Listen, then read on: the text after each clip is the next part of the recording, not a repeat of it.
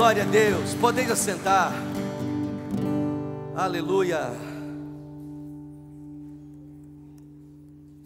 Quando começaram a cantar essa música, eu falei para Cássia, eu falei: amor, presta atenção nessa música e presta atenção na palavra agora de manhã que nós vamos ministrar. Ela falou assim: você combinou com a Suélia? Eu falei: não, nem conversei com ela sobre isso, né?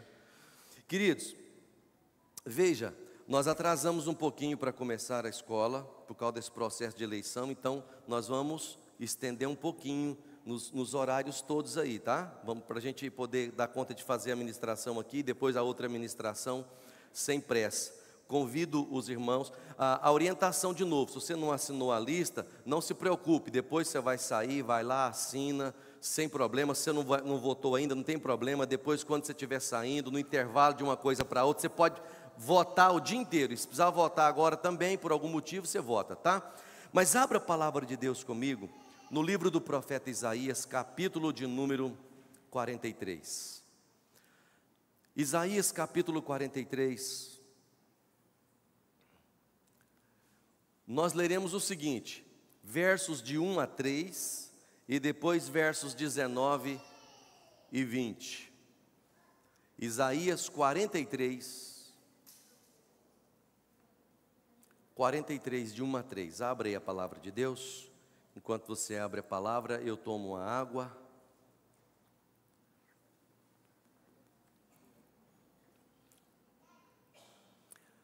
Diz assim, o texto bíblico: mas agora, ó Jacó, ouça o Senhor que o criou. Ó Israel, assim diz aquele que o formou: não tema, pois eu o resgatei. Eu o chamei pelo nome, você é meu. Quando passar por águas profundas, eu estarei ao seu lado. Quando atravessar rios, não se afogará. Quando passar pelo fogo, não se queimará. As chamas não lhe farão mal. Pois eu sou o Senhor, seu Deus, o Santo de Israel, seu Salvador. Dei o Egito como resgate por sua liberdade. Em troca de você, dei a Etiópia e Sabá. Verso 18 e 19.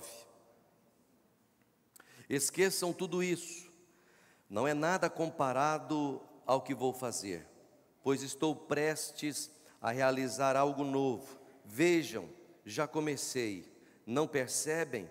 Abrirei um caminho no meio do deserto, farei rios na terra seca. Vamos parar aqui. Um dia desse, eu ministrei uma palavra nesse texto, nem lembro mais. Aliás, só me lembrei que ministrei uma palavra nesse texto a noite de Ano Novo. Ela está marcando. Só me lembrei que eu ministrei em algum momento aí, foi quando estava preparando essa mensagem. Essa mensagem não peguei mensagem que eu tinha pregado, estou trazendo para cá, nem sei qual foi a outra mensagem. Só peguei o texto, preparei tudo de novo, não é? Em Deus, coisas novas acontecem. Amém, gente? Em Deus, coisas novas acontecem. Nós nos lembramos em 2024, aquela situação difícil, talvez uma das piores tragédias climáticas da história que aconteceu no Rio Grande do Sul, aquelas chuvas fortes, aquela quantidade de inundação, mais de 180 pessoas mortas, uma tragédia muito grande, foi mais de 79 mil pessoas desabrigadas, foi um impacto violento que aconteceu no Sul, mas que deixa o Brasil todo muito assustado. Nessa região do Tocantins, há pouco tempo agora, a ponte que caiu, carros que caíram ali dentro d'água, quer dizer, a gente, vez por outra, tem que lidar com calamidades que expõem, queridos, a nossa vulnerabilidade, expõem a nossa insignificância. A vida cotidiana, muitas vezes, parece que ela está assim, à mercê dos vendavais, dos rios fortes, das tempestades. A gente parece que não tem muito controle sobre essas coisas. E a pergunta que a gente vai fazendo é essa: onde é que está a segurança da gente? Não é? Como é que a gente se vê seguro? Como é que a gente pode descansar? Em que a gente confia nessas horas? Aí quando nós lemos, por exemplo, esse texto aqui do profeta Isaías, a gente vai percebendo um pouco das respostas para esse tipo de pergunta, para esse tipo de questionamento. O livro de Isaías é um livro muito interessante, ele tem uma divisão muito interessante mesmo. Como o tempo é limitado aqui, eu não vou ficar falando detalhes demais do contexto desse livro, porque senão o tempo ia tomar muito. Mas o ponto é que esse capítulo 43 que nós lemos, ele está dentro de um livro, um bloco de livro do profeta Jeremias, que fala sobre consolo, que fala sobre restauração, fala sobre promessa de redenção. Então, se você começar a ler o capítulo 40 até o capítulo 55 de Isaías, a temática desse bloco de capítulos é falar sobre consolo, é falar sobre restauração. Por quê? Porque a nação de Israel estava na iminência de ir para o cativeiro babilônico, para o exílio. Isaías aqui está antecipando o exílio, já está apontando para o que vai acontecer no exílio, sabe, falando dos perigos, falando do cativeiro, mostrando a questão da idolatria do povo, e aonde essa idolatria vai levar o povo, ele trabalha tudo isso. E nesse período de crise, de cativeiro, de tristeza, de angústia, de sofrimento, o profeta Isaías então traz esta palavra de consolo para a nação, mostrando o amor de Deus, mostrando a redenção que o Senhor Deus traz. E a ideia é que em tempos de dificuldade, quando estamos com Deus, coisas novas acontecem. Eu queria que você ficasse atento a essas verdades, de coisas que Deus faz, tem feito, não é, na vida da sua igreja e pode continuar fazendo. Então, o capítulo 43 aqui, ele não é um alívio que a gente chama de um alívio simplista, sabe? Aqui existe uma chamada à esperança em meio ao juízo. Juízo porque o povo estava para ser cativo, ou estava cativo, estava aprisionado, ou seria aprisionado. Então não é um alívio simplista assim, não, é um negócio terrível que estava acontecendo, é um sofrimento forte, é uma dor muito forte. Mesmo no meio dessa dor forte, Deus está dizendo: eu vou ministrar na vida de vocês consolo e restauração. Então, uma primeira verdade que nós encontramos aqui para falar de um Deus que faz coisas novas é que Deus te conhece e Deus te guarda. Nesses momentos de dor, de aflição, de tantos problemas, a primeira verdade que eu compartilho com os irmãos é: Deus te conhece e Deus te guarda. Veja os versos que nós leremos aqui logo no começo. Olha o que ele vai dizer assim, ó. Mas agora, verso 1, né? Ouça o Senhor que o criou. Ó Israel, assim diz aquele que o formou: não tema, pois eu o resgatei, o chamei pelo nome, você é meu. Quando passar por águas profundas, estarei ao seu lado. Quando atravessar rios, não se afogará. Quando passar pelo fogo, não se queimará. Chamas não lhe farão mal. Olha que verdades tremendas aqui, que apontam para um Deus que está agindo pessoalmente no meio da nossa dor. Ele vai dizer: eu faço isso, eu faço isso. Deus, no meio dos nossos problemas, Ele age. É uma espécie de uma virada na vida da gente. Quando Ele diz: mas agora, Ele está dizendo assim: ó, eu vou fazer uma mudança.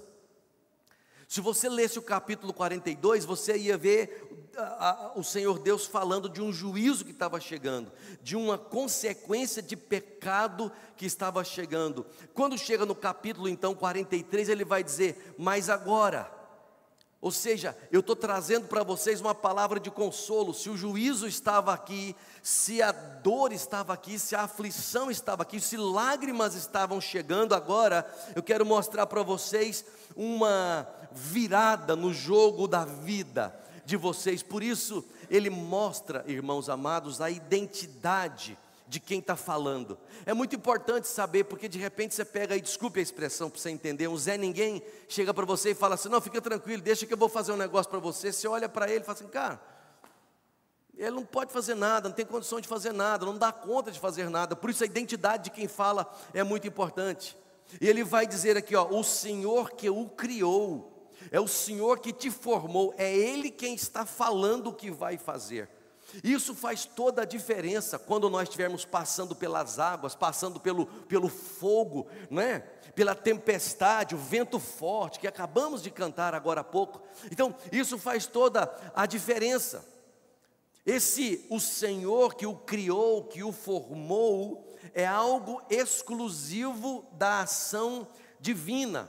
Ele está dizendo assim, ó, você não é formado por um acidente, você não surgiu e está aqui hoje por alguma questão aleatória, não, o Senhor te criou, Ele te formou, você foi moldado pelas mãos de Deus. Cada um de nós foi moldado pelas mãos de Deus. Ele está relembrando a nação de Israel quem Deus é, ou seja, Deus é o Criador e o Redentor daquele povo, assim como é de cada um de nós. E aí Deus vai restaurar a nossa própria identidade. Ele vai trazer um alívio dizendo assim, ó, não tema, não tema. Essa expressão aqui, ela aparece nas Escrituras em vários lugares, no Antigo Testamento, no Novo Testamento. Ela aparece como ordem, mas também vem como palavra de consolo. Por que ela aparece como ordem para não ter medo, mas também como palavra de consolo? Porque muitas e muitas vezes o medo tende a paralisar a gente, irmãos. O medo tende a bloquear a gente, tende a fazer a gente só enxergar coisas negativas. As preocupações tendem a colocar a gente a só ver o lado ruim da história da vida, mas a voz de Deus liberta.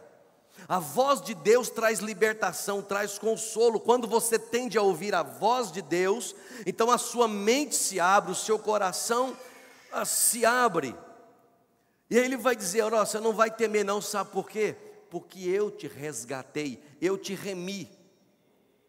Sabe esse verbo resgatar, remir aqui? Ele está apontando aqui para um contexto em que um parente resgatador, ele ia lá e comprava de volta a liberdade familiar daquela pessoa que era escravizada. Alguém era escravo, não tinha condições de pagar, ia viver o resto da vida, mas vem um resgatador, vai lá e diz quanto é para libertar ele. O cara vai dizer tanto, ele pega o que tem, vai lá e compra e diz, a partir de agora você está livre. Deus está dizendo, eu paguei o preço por você, eu te resgatei, você está livre. Eu estou libertando você de amarras, da escravidão do pecado, eu estou livrando você. Não só isso, o próprio versículo vai dizer que Deus chama pelo nome. A ideia aqui é de intimidade, é de Deus conhecer o detalhe da minha vida. Deus conhece a minha pessoa de forma íntima. Deus não está lidando com números. Deus não vê 100 pessoas, 300 pessoas. Deus sempre vê o Márcio. Deus sempre olha para mim e me vê a minha vida, o meu nome, a minha história. Deus vê a minha história. Os quase 50 anos da minha vida estão registrados nas mãos de Deus. Tudo que eu enfrentei, tudo que eu passei, Deus vê tudo isso. Deus vê a minha alma. Deus vê dentro de mim, Ele sabe o que eu passo, Ele sabe a luta que eu enfrento, sabe da sua também. Esses momentos que você chega e participa do culto, olha para o pastor falando, não é? E a gente fica assim, será que está acontecendo da alma dessa pessoa? Será o que ela está passando? Deus está dizendo para você, eu criei você, eu formei você, eu chamo você pelo nome, eu conheço a sua história. Conheço a história do seu marido, conheço a história do seu filho, conheço a história da sua filha, conheço a sua vida toda, eu formei você, Ele sabe quem você é. Muitas vezes quando as pessoas se esquecem de você, quando as pessoas não se preocupam com você, quando elas não olham para você, Ele diz, eu conheço você, chamei você pelo nome. Olha a afirmação estupenda, você é meu, você é meu. Olha que coisa preciosa. E esse você é meu aqui, não é apenas uma questão de direito, não é apenas uma questão legal. Quando Ele fala você é meu, Ele está falando também de uma questão afetiva. Você é meu porque eu comprei você, mas você é meu porque eu te amo. Você é meu porque eu sou seu pai, porque eu tenho prazer na sua presença. Você é meu por direito, mas é meu porque eu quero ter você. porque eu escolhi ter você. Sabe o pai dizendo, você me pertence, ou eu cuido de você. Deus é um Deus que te guarda, Deus é um Deus que te conhece.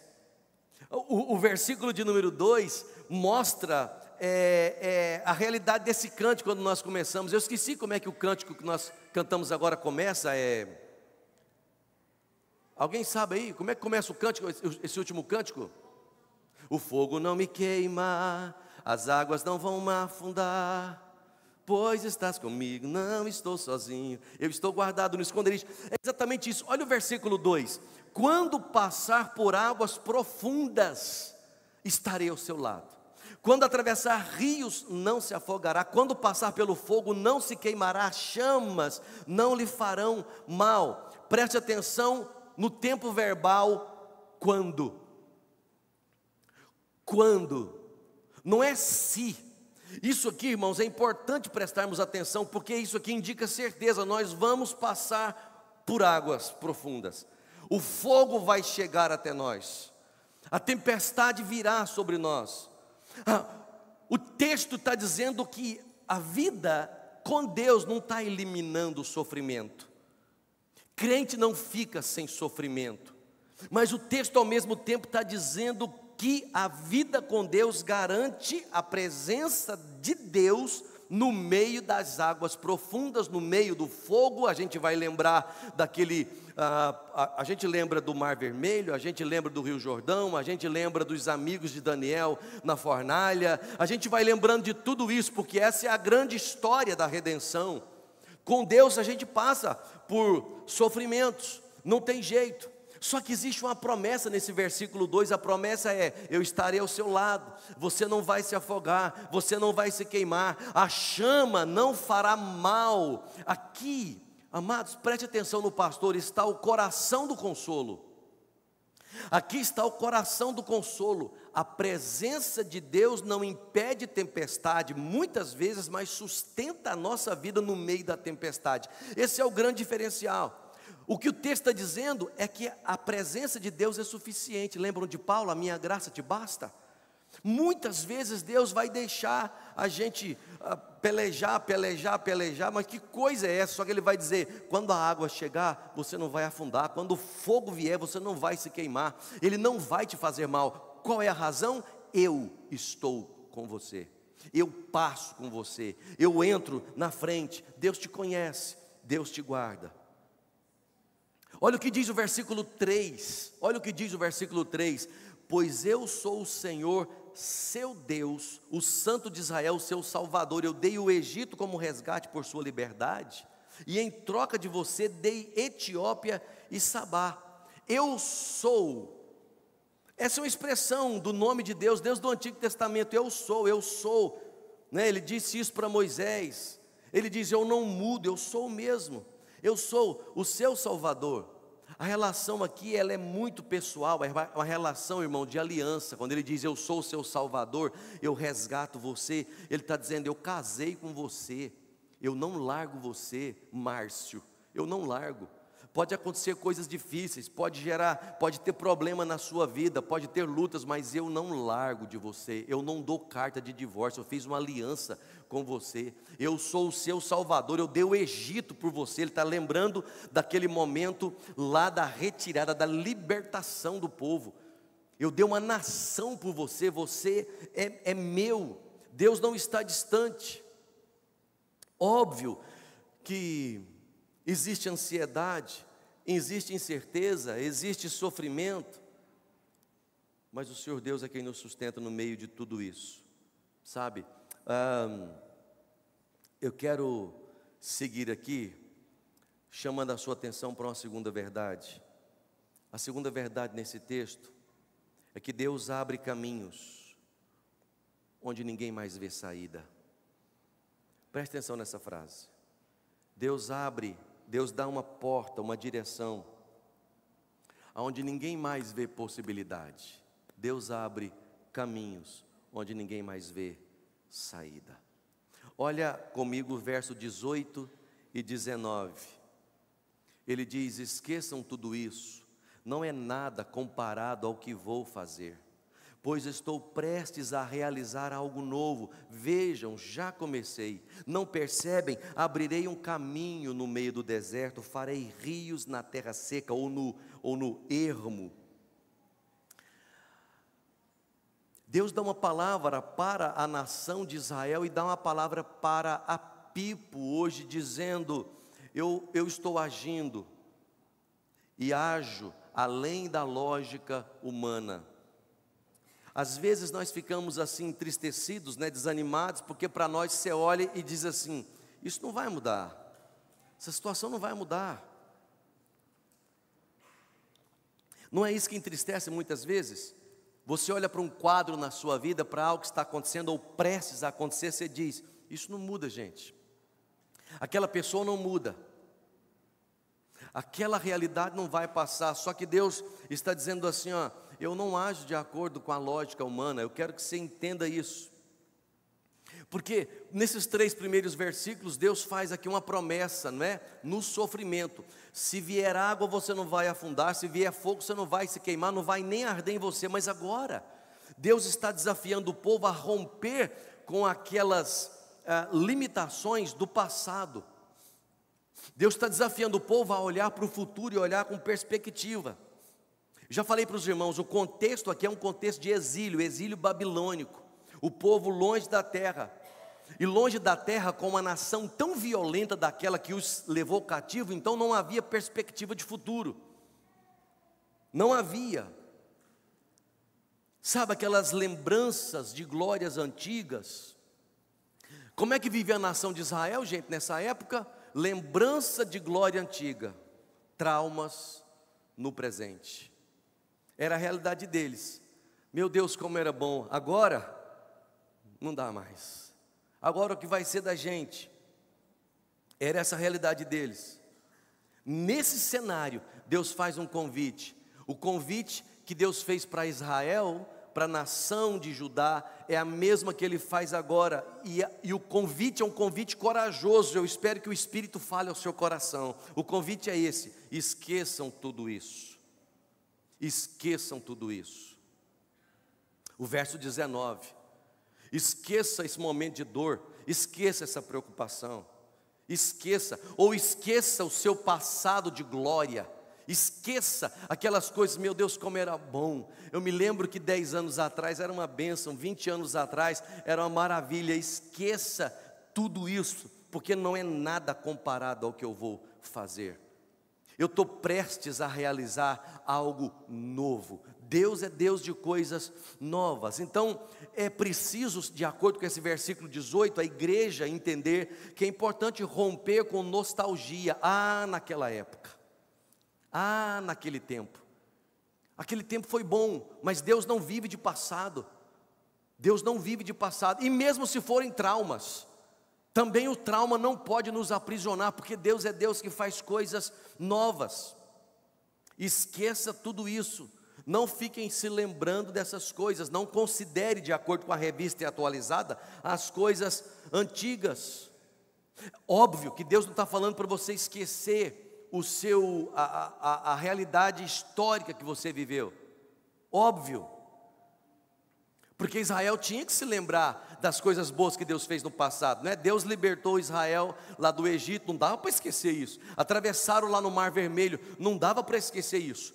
Aqui, esqueçam tudo isso, é apenas um alerta contra viver preso no passado. É isso que Deus está querendo. Deus não quer que você viva preso no passado, seja um passado de fracasso ou mesmo de vitória. Porque Deus tem coisa melhor, muito melhor do que o seu fracasso, mas também melhor do que as vitórias que você já teve no passado. Deus é Deus de coisas novas. Ele está falando: eu fiz maravilhas no passado, mas não limite a sua fé ao que eu fiz no passado. Não limite a sua fé. Sabe aquele tempo que a gente era novo convertido? Você falava assim: Deus vai fazer, Deus pode fazer, Deus faz. E parece que você buscava, você cria. Aí vai ficando mais velho de fé, mais velho na igreja. Algumas coisas precisam acontecer, você vai dizer assim: cara, não sei não, isso não dá não. Não dá mais não. Não dá mais não. Não dá mais não por quê? Quem é que mudou? Foi Deus que mudou ou fomos nós quem mudamos? É isso que o texto está dizendo. Deus está dizendo: eu ainda sou o mesmo, eu continuo fazendo coisas novas. E nós precisamos nos apegar a isso. Que coisas novas, verso 19, um caminho que vai nascer aonde ninguém esperava. É um caminho que vai nascer. E ele está dizendo, eu já comecei a realizar esse algo novo no presente. Quando ele diz, estou prestes a fazer algo novo, a ação aqui é uma ação no presente. É algo que já está em andamento, já comecei.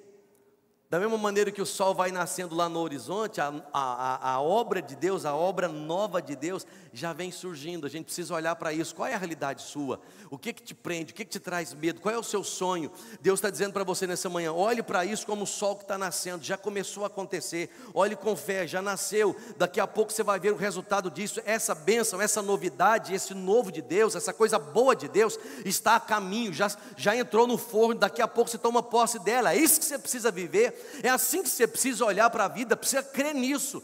Já começou a acontecer, está saindo. Ele está dizendo, seja sensível espiritualmente. Ele está dizendo, a igreja precisa voltar à sensibilidade espiritual, voltar a crer, voltar a sonhar, gerar o milagre espiritualmente por meio da oração. Deus está agindo. Ele está dizendo, você não está vendo o que eu estou fazendo? Você não está percebendo o que eu estou fazendo? Ele vai dizer, eu estou abrindo um caminho no meio do deserto. Aqui é a imagem central, irmãos. É a imagem central. Pastor, o que o senhor está dizendo? Eu estou dizendo que Deus não remove o deserto. Ele cria um caminho dentro do deserto. Você está entendendo? Eu vou abrir um caminho no meio do deserto. Ou seja, no meio desse problema eu vou te dar direção. No meio do caos, eu vou abrir uma avenida para você passar por ela, para você vivê-la, para você encarar e superar. Olha o que ele diz, eu vou fazer rios na terra seca, no lugar árido, aonde não existe vida. Deus está dizendo vida nova, no lugar que havia morte. Vida nova, sabe o coração entristecido, amargurado, sofrido, que não consegue perdoar? Aquela situação que você não consegue gerir direito, lidar com ela. Aquele sonho que está frustrado, aquela notícia ruim que chegou e você está preso nela. Ele está dizendo, pois é, esse lugar árido que só tem morte, eu vou trazer vida para ele. Promessa de restauração, de fertilidade, de renovo, num lugar e num terreno onde parecia tudo condenado. Poderia falar mais, mas nós temos que andar, como se diz a Bíblia, né? O espírito do profeta está sujeito ao profeta. O tempo está correndo e nós temos que caminhar para encerrar, né? Mas eu quero falar aqui, os versículos 20 e 21, é interessante terminar com eles, embora não tenhamos lido, porque Deus transforma deserto em palco da sua própria glória. Deus transforma o deserto num palco para Ele mesmo ser glorificado. Olha o que diz o verso 20, os animais selvagens nos campos me glorificarão, e também os chacais e as corujas, por lhes dar água no deserto. Sim, farei rios na terra seca, para que meu povo escolhido se refresque. Formei este povo para mim mesmo, um dia ele me honrará perante o mundo. O povo sai do sofrimento e vai para a missão. Do sofrimento, da dor, há uma libertação, há uma cura. E esse povo agora que vivia preso no passado, que vivia chorando, que vivia amargurado, sem perspectiva, agora eles estão adorando, estão glorificando, estão exaltando, estão apontando para que todo mundo veja quem é Deus, as obras de Deus, os feitos de Deus. Quando Deus nos faz vitoriosos no meio da água, do fogo, quando Deus faz um caminho para nós no meio do deserto, quando a gente vai vendo a ação de Deus no meio do sofrimento, da dor, das lutas familiares, das lutas profissionais, nas lutas ligadas à enfermidade, quando Deus faz uma obra dessa, gente que está ao nosso redor começa a ver a glória de Deus, a pessoa de Deus, porque apesar de nós, Deus ainda continua agindo, Deus ainda continua fazendo. Como é que esse povo vive experiência dessa forma? Deus é bom demais. Os animais, as pessoas, o mundo começa a olhar, os parentes, os amigos, os vizinhos começam a perceber a glória de Deus através da nossa vida. O deserto vira, segundo o texto, um altar para adoração. É isso que Deus faz. O deserto se torna um palco onde Deus é exaltado. Testemunhas transformadas respondem ao Senhor de maneira maravilhosa. E claro, irmãos amados, eu quero concluir a minha palavra mostrando que esse Deus que está conosco, claro, por causa da pessoa de Jesus, por causa da obra do Senhor Jesus Cristo, não é? No passado houve essa promessa, mas o Deus é um Deus de presente, é um Deus que continua caminhando conosco. Quem passou por águas profundas foi o Senhor Jesus. Quem passou pelo fogo, o grande fogo, foi o Senhor Jesus. Quem entrou no exílio mais profundo foi o Senhor Jesus. O abandono mais violento foi o abandono da cruz, e não o abandono que nós mesmos vivemos. Por isso, nós nunca seremos esquecidos por Deus. Toda luta, toda inundação, todo fogaréu, toda prisão e exílio que o Senhor Jesus passou na cruz do Calvário, só passou por causa da minha vida e por causa da sua vida. É por isso que hoje você precisa crer na libertação, por isso que hoje você precisa crer no milagre, por isso que hoje você precisa crer que Deus muda a situação da sua família, por isso que Deus salva gente, por isso que Deus cura pessoas, por isso que Deus restaura pessoas. Foi o Senhor Jesus quem agiu de maneira poderosa e aí enviou o seu Espírito Santo para dentro de cada um de nós. Nós vamos orar ao Senhor, queridos, vamos pedir ao Senhor para que faça coisas novas, não mais nova do que a nossa salvação e não melhor do que a nossa salvação, mas enquanto estivermos aqui, vamos pedir ao Senhor para que continue conosco nas águas profundas e nos fogos que queimam muitas vezes muitas pessoas. Quero que você feche seus olhos e ore comigo. Senhor, nós te agradecemos porque o Senhor está conosco e nos guarda, porque o Senhor é aquele que anda conosco, que não se distancia de nós. Obrigado por nesta manhã alertar-nos, encorajar-nos e fortalecer cada um de nós. Eu sei, ó Deus, que nessa manhã o Senhor trouxe uma palavra ao coração da igreja. Eu sei que por teu Espírito Santo, a palavra do Senhor, a voz do Senhor foi ouvida no mais profundo do coração aflito dessa manhã. Eu sei, ó Deus, que o Senhor falou, gritou aos ouvidos e ao coração, nessa manhã, que os filhos do Senhor Pai se apropriem da tua voz, da tua palavra e da tua promessa. Não se submergirão, não se queimarão, e a chama não arderá, e que o Senhor fará um caminho no deserto e vai trazer rios nessa terra seca, e isso já está acontecendo. Ó Deus, nos apropriamos pela fé dessa verdade, porque o Senhor Jesus começou essa boa obra em nós e vai completá-la até o dia final. Traga paz e fé ao coração da tua igreja. Nós pedimos esta bênção em nome de Jesus. Amém e amém. Muito bem, amados irmãos, nós vamos sair para a nossa escola bíblica dominical agora, tá bom? Repito, o livro está lá atrás com o Daniel, com a equipe dele, as cédulas estão lá. Então, enquanto você sair, se você não assinou o livro, assine o livro. E aí, se você nesse período estiver correndo urgência, precisar votar, você pode votar, se for o caso, tá bom? Mas veja, nós temos o Lidere 2 comigo nessa primeira sala. Nós temos o Lidere 3 com o Douglas. Douglas, você está onde, Douglas? Lá ao lado dos adolescentes. Nós temos a sala dos adolescentes com a nossa irmã Sara, tá bom? Então vamos lá, os adolescentes têm uma lição, começa hoje, hein? Todo domingo sala para os adolescentes, hein? E o restante do pessoal aqui com a nossa irmã Esther, escola bíblica, vira sala, né? Qualquer coisa, Esther, você traz a turma mais para perto aí para te ouvir direitinho, né? Deus abençoe, queridos.